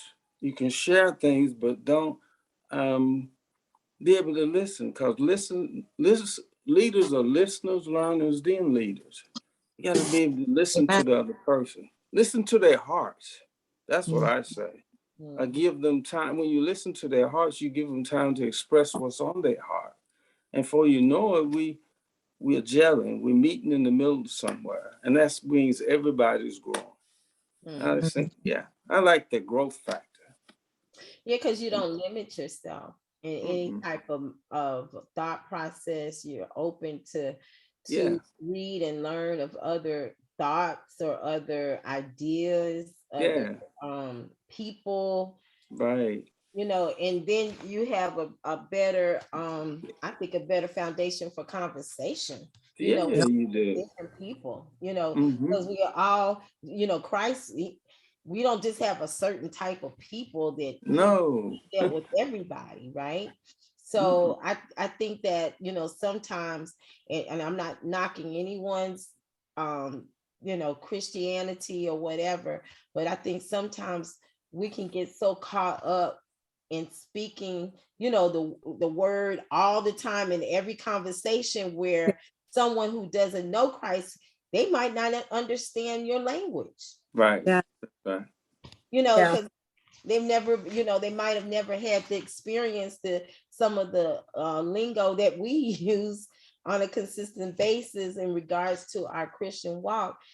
And it's good to, you know, just talk and be real, you know, just have a real conversation. And then, you know, use the word. You know, the word is us and we're the light. You know, they should see Christ in us through our conversation, of course, but be able to be, you know, use the strategy in order to win them towards Christ by even paraphrasing the word. You know, not losing the content of the word, but paraphrasing it in a way that somebody else can receive it. You know, so I like the balance, you know, balance. You gonna say something, Kelly? I was just trying to piggyback off of what Joe was saying, and just in the fact that you want to be a well-rounded single. Yes. You just, especially being a single Christian, you want to be well versed in every aspect, because you don't know what that mate that God has for you, what he's gonna come to the table with. And you don't want to be boring. You don't want to be a fuddy-duddy. And God said in Psalms 25, you know, you don't want to keep we need to be the word. We don't have to preach the word. And I think that to me is what's attractive when I meet someone and they just are. They just are. And you know, and like when Joe opens his mouth, that's him. That's just him. Right. You know what I mean? He doesn't have to say Psalms 25:16 says and go in on it. But you need to be able to have conversations not just about the Bible, which I'm not knocking that. Right. But you have to be able to be well-rounded and be able to have a conversation with other people other than, and of course, incorporate the Bible, incorporate God in it. But you have to be able, like he said, being able to listen. I know for me, being on these Zoom calls, I have to shut up and I have to let Joe talk, let Faith talk, let Rod. And so it's teaching y'all, it's teaching me, it's teaching us that when we're in face to face with a date or with a mate, shut up, let him talk. Especially as women, we love to talk. So it's really teaching me to just shut up, let him talk, let him express his feelings, let them say what they have to say. And if you're asked, what's your opinion? Say your opinion. And, you know, so I don't take this forum for granted. You know, we're really learning how to listen, like Joe was saying, and learning how to talk and voicing. That's why you'll hear me every Thursday night. I'm going to open up and I'm going to speak whatever God tells me to speak out and say whatever I want to say and release whatever personal issues I have, because there's healing in that. And it makes you a well-rounded person. Yes. Yeah. Yeah. It really does. It's kind of like being in a place where there are no justified resentments. Period. Nah. If you got resentment, that means that needs to be healed. You holding anything against somebody, that's forgiveness. You got to work that out, because forgiveness is mandated. It's not an option. So if you want the best from God, you got to be obedient. Say that. The people in the back. Yes. It's mandated. I love that. It's mandated. Yes. I mean, delayed obedience is disobedience. Yeah. Because you know who you haven't forgiven. Nobody have to tell you that. If you come in the company of that person and something rise up in you that's not good, you know I got to forgive this person. Right. If I'm gonna follow God. It's just that simple. I ain't saying it's simple to do, but it is just that simple. If you're gonna roll with him, you got to be obedient. Because you blocking your own blessing. You don't want that. Right. So much true. I know when I got separated and then a divorce after a year, and I was living in Virginia Beach when I separation, and then I relocated due to my position. I got a promotion, and I went to living in Woodbridge, Virginia, and worked in Alexandria. And during that time, that was when I was separated, I had to go through that journey of forgiveness. And the Holy Spirit, dealt with me and said, if, how can I bless you if you don't forgive? That's right. And the beginning of it was difficult at first, because I started thinking about all of the turmoil that I had to go through just to get to the Washington, D.C. area, of all the pain of the past, and like why I'm going through this, why I gotta do this, why I gotta learn how to take care of myself, meaning that, leaving your parents' house and going straight into marriage. Never lived by myself before. So that was an experience. And then having a daughter that was resenting to move with me, that was another experience. And I'm like, all this because of that. Yeah, all this because of that. Until I started to forgive. When that process started, that's when healing came in, and that's when God opened up some major doors, some major blessings to come in. And until that was going, I'm not saying he wasn't blessing me, but I truly believe that because of that posture, I was able to receive things that I really needed. It's not nothing I wanted, but what I needed, I really needed. And so, forgiving, you don't forget. You might not forget, but you have to forgive. And you got to release that. You got to release yourself and release that person from you, so you can move on with life. Who wants to be stuck? Stuck in the past, stuck in that old place. We got to move forward. And change is not easy sometimes.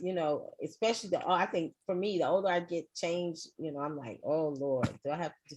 Another thing to change. We got to change. So come on. I mean, that's in my personal life and at work.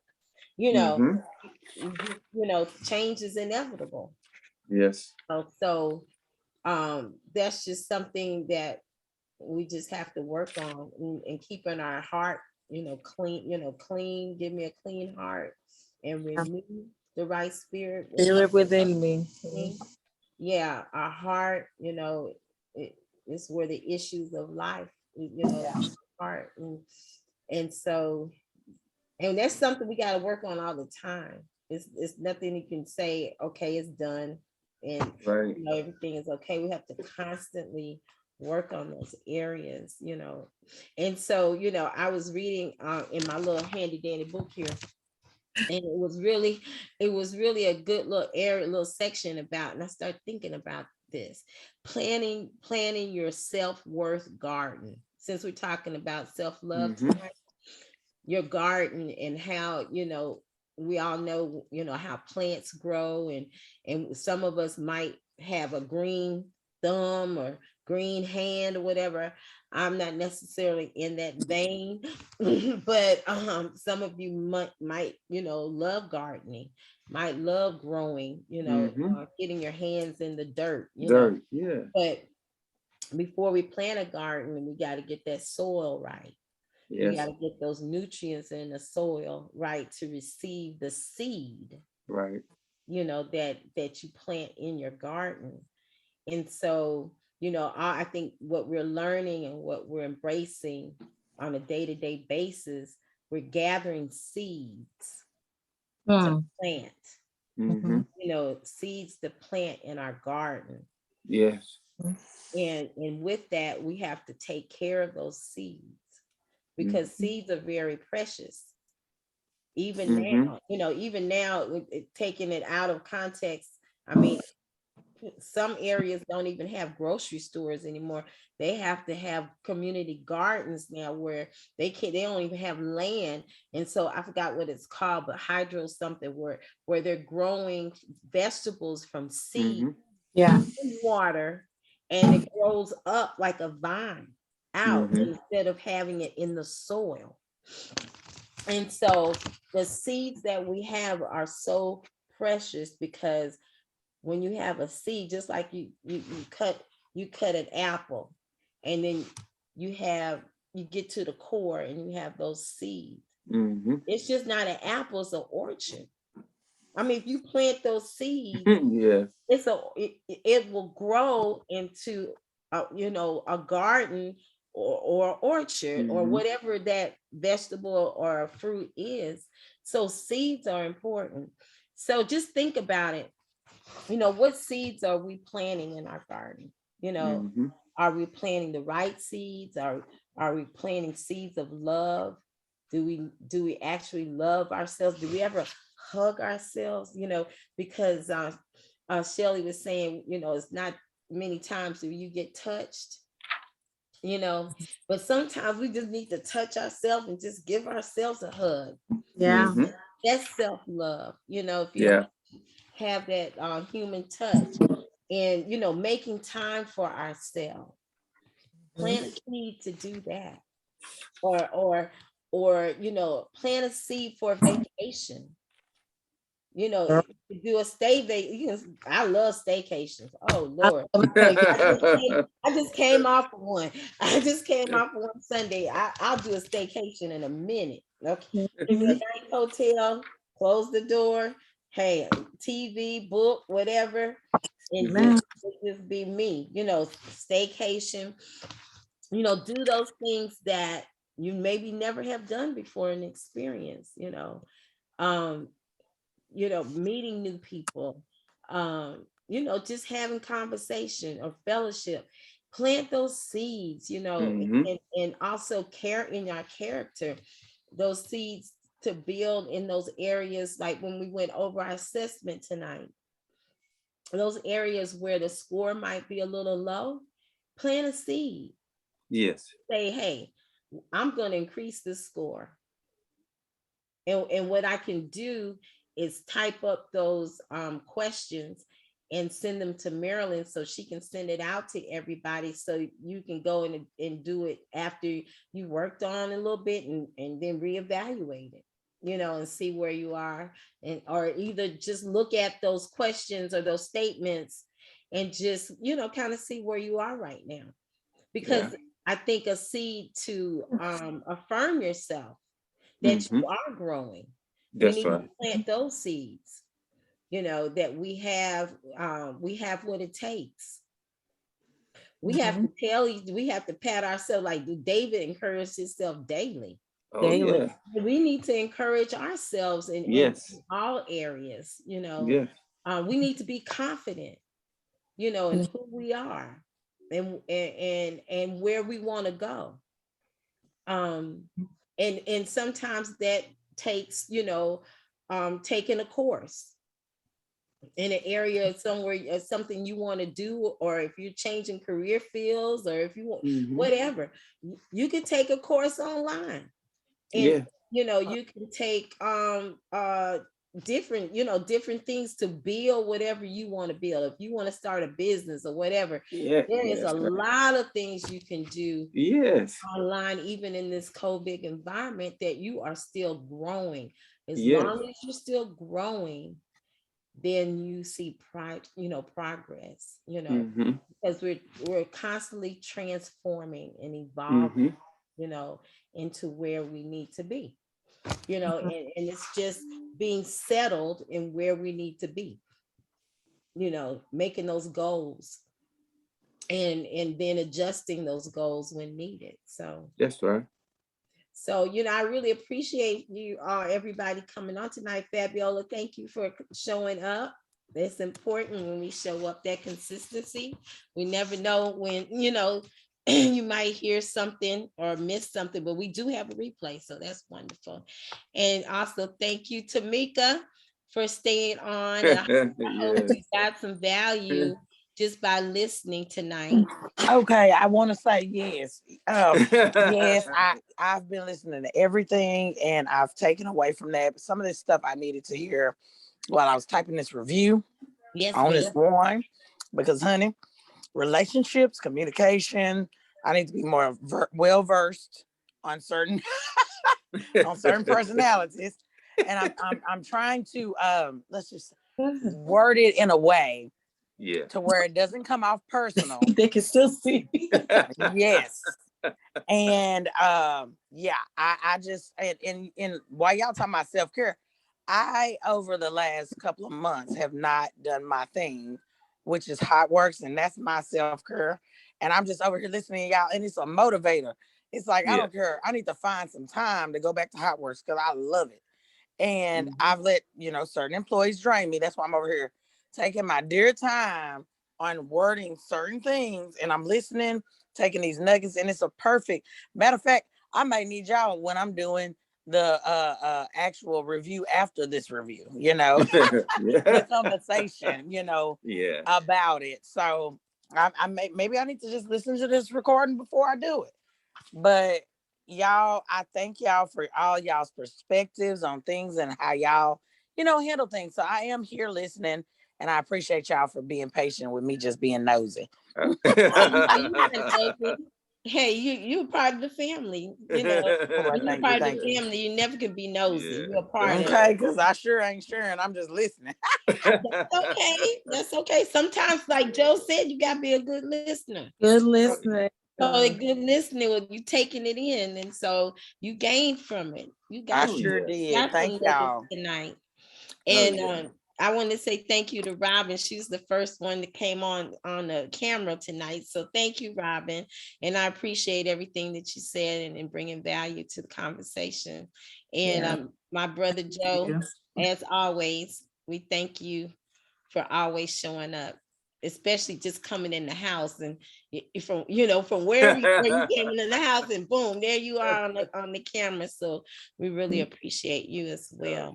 And we appreciate Marilyn. And I thank God for my sister, and she's always there for all of us. And I appreciate her allowing me to facilitate this conversation tonight. And I hope that she got value where she was tonight, and she has some nuggets that she acquired. So Joe, if you want to pray us out tonight, and we'll close this session out and look forward to seeing everybody on next Thursday. I want to go ahead. I'm sorry. No, go ahead. No, what I was going to say, you know, in parting, grow, you know, the one thing I would say with us all here is achievement is the natural order of things. Never think you can't. You know, we have to kill the, I know I say this, we got to remove those fears in front of our heart and allow God in. And to know, again, you are enough. Because first of all, you have a soul. And we house the soul. So we was talking about self-care. It says take care of the temple, because it temporarily houses the soul. So we all can work on that. And we all work in progress. So we have a great place of synergy. And I think there's a takeaway, for me, it's a takeaway all the time. And I think, I know everybody else can speak for themselves, but I think there's always something here that we can carry forward with.